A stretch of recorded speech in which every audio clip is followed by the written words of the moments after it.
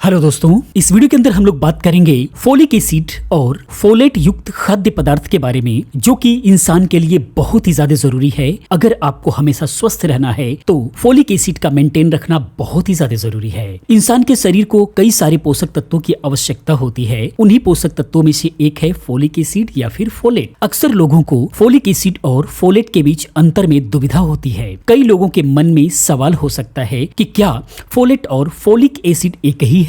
Folate और folic acid के अच्छे स्रोत क्या हैं? इन्हीं सवालों पर हम लोग इस वीडियो के अंदर बात करने वाले हैं। इस वीडियो को पूरी जरूर देखें। पहली बार हैं तो चैनल को सब्सक्राइब करें और वीडियो को लाइक करें और प्लीज कमेंट करें कि आपको किस टॉपिक पर चाहिए वीडियो, क्योंकि जो भी वीडियोस आएंगी वो आप लोगों के कमेंट के आधार पर आएंगी। इसलिए कमेंट करना ना भूलें, कमेंट जरूर करें आपको क्या प्रॉब्लम है और अगली वीडियो किस टॉपिक पर चाहिए। तो आइए अब हम बात करते हैं फोलिक एसिड क्या है। फोलिक एसिड विटामिन बी होता है जो स्वस्थ कोशिकाओं को बनाने में सहायता करता है। हर किसी को फोलिक एसिड की आवश्यकता होती है, खास तौर पर उन महिलाओं के लिए जो गर्भधारण करना चाहती हैं। गर्भावस्था में फोलिक एसिड का सेवन होने वाले शिशु को रीढ़ और मस्तिष्क के जन्म दोष के जोखिम से बचा सकता है। अब हम बात करते हैं फोलेट और फोलिक एसिड में क्या अंतर है।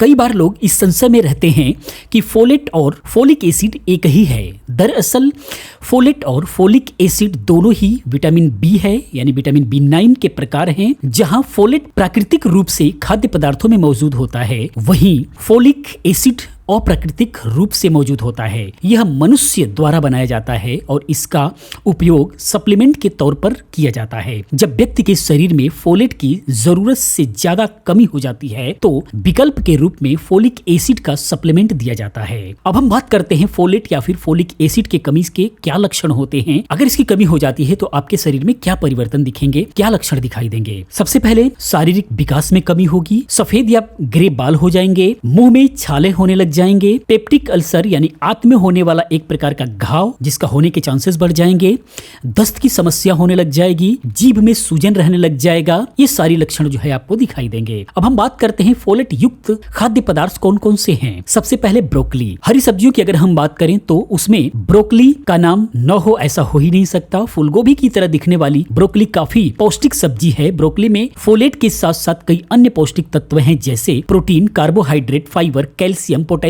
मैग्नीशियम, फास्फोरस, इस टाइप के तत्व मौजूद होते हैं। स्वास्थ्य के लिए ब्रोकली के फायदे की बात की जाए तो यह एंटीबायोटिक, एंटी ओबेसिटी एवं एंटी कैंसर, एंटीऑक्सीडेंट गुणों से भरपूर होता है। हृदय स्वास्थ्य के लिए ब्रोकली एक उपयोगी सब्जी है। अगर फोलेट की मात्रा की अगर हम बात करें तो 100 ग्राम ब्रोकली के अंदर 63 माइक्रोग्राम फोलेट मौजूद होता है। कैसे खाएं की अगर हम बात करें तो ब्रोकली की सब्जी या फिर करी बना करके खाया जा सकता है। उबाल करके भी ब्रोकली को खा सकते हैं। ब्रोकली को पास्ता में डाल करके भी खा सकते हैं। मिक्स वेज में भी ब्रोकली डालकर सेवन कर सकते हैं। उसके बाद है राजमा। राजमा खाने में जितना स्वादिष्ट होता है, सेहत के लिए भी उतना ही फायदेमंद होता है। राजमा के फायदे की अगर हम बात करें तो यह हृदय को स्वस्थ बनाए रखने के लिए, पेट संबंधित परेशानियों में राहत दिलाने के लिए, मधुमेह और यहाँ तक कि कैंसर जैसी बीमारी के जोखिम को भी कम करने में सहायता प्रदान करता है। वहीं राजमा में फोलेट समेत कई अन्य जरूरी पोषक तत्व जैसे प्रोटीन, कैल्शियम, फाइबर मौजूद होते हैं। ये पोषक तत्व राजमा को सेहत के प्रति और ज्यादा गुणकारी बनाते हैं। अब हम बात करते हैं कि इसमें कितना % मिलता है फोलेट।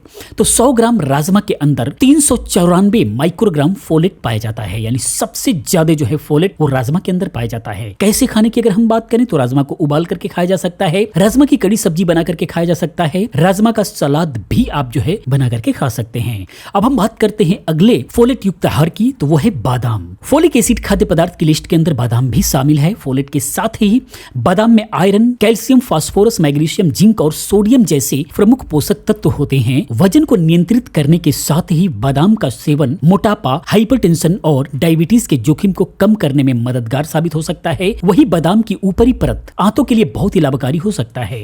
अब हम इसमें मात्रा की अगर हम बात करें तो 100 ग्राम बादाम के अंदर 44 माइक्रोग्राम फोलेट उपलब्ध होता है। खाने की अगर हम बात करें तो बादाम का सेवन साबुत भी किया जा सकता है। रात भर पानी में बादाम को भिगोकर सुबह खाली पेट उसे छिलका उतार करके खा सकते हैं। नाश्ते नाश्ते में ओट्स या फिर कॉर्नफ्लेक्स में बादाम के टुकड़ों को डालकर आहार में शामिल कर सकते हैं। बादाम का हलवा बना करके भी आप खा सकते हैं। इसके बाद अगले हम फोलेट युक्त आहार की बात करें तो वह है शतावरी। शतावरी एक जड़ी बूटी है जिसे शतावर के नाम से भी जाना जाता है। अंग्रेजी में इसे एस्परेगस कहते हैं। इसकी मदद से शरीर में फोलिक एसिड की स्तर को बेहतर किया जा सकता है। फोलिक एसिड के समृद्ध शतावरी में vitamin A, vitamin B1, vitamin B2, vitamin C, vitamin E, magnesium, potassium, calcium, iron और कई पोषक तत्व शामिल हैं। इसके साथ ही इसमें एंटीऑक्सीडेंट, एंटी एलर्जी और प्रतिरक्षा प्रणाली में सुधार करने वाले गुण भी मौजूद होते हैं जो आपको बहुत ही पुष्ट बनाते हैं। खास तौर पर महिलाओं के लिए शतावरी का सेवन काफी फायदेमंद हो सकता है। इसके अंदर अगर फोलेट की मात्रा की बात करें तो 100 ग्राम शतावरी के अंदर